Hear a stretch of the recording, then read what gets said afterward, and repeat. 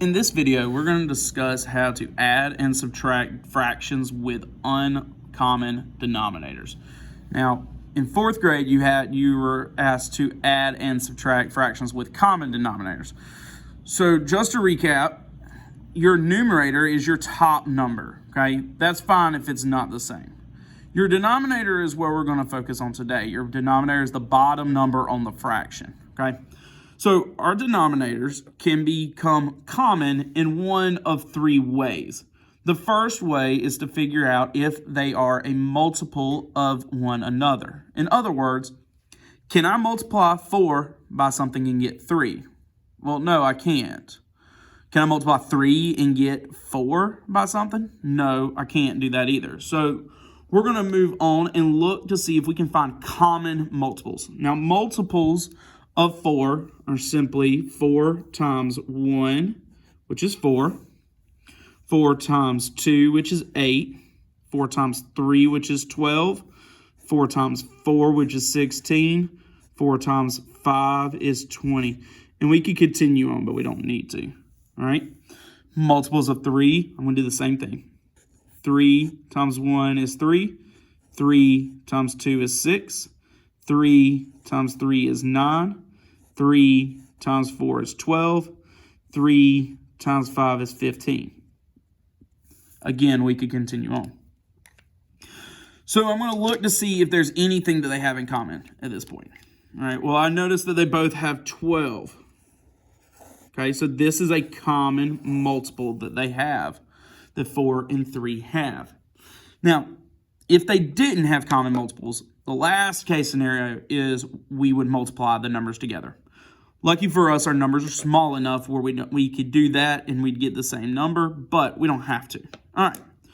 So now my next question is, what did I multiply 4 by to get 12? Okay, well, I multiplied it by 3.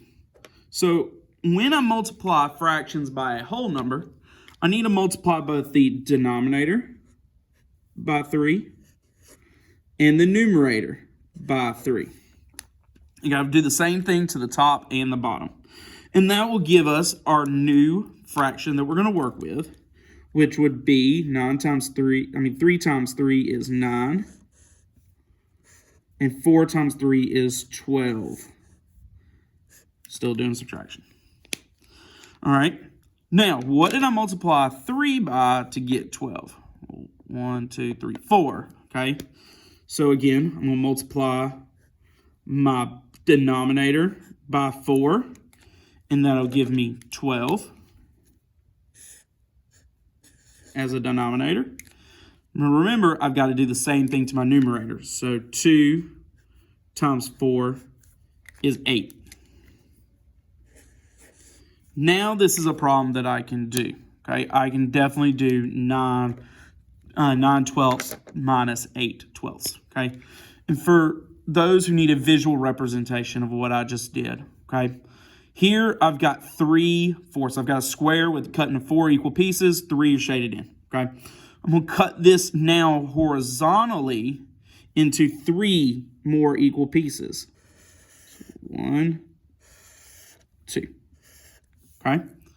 Now I have 1, 2, 3, 4, 5, 6, 7, 8, 9 pieces out of 12 total pieces. Now, I've got to do the same thing over here with the 2/3. But remember, I multiplied it by 4. So now I've got to cut this into 4 equal pieces for this one.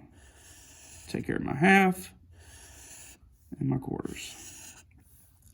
Now, that leaves me with 1, 2, 3, 4, 5, 6, 7, and 8 twelfths. Same amount of pieces that it's cut into.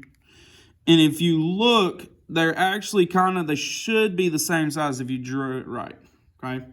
If you rotate this around, you can see that it's the same 4 by 3 as this is 4 by 3. Okay, so now I can work on my math problem. Now that we've got common denominators, I can do this. My denominators, if you remember from last year, stay the same once I've got them common. So I've got 12 out of 12 pieces out of 12 pieces. Okay.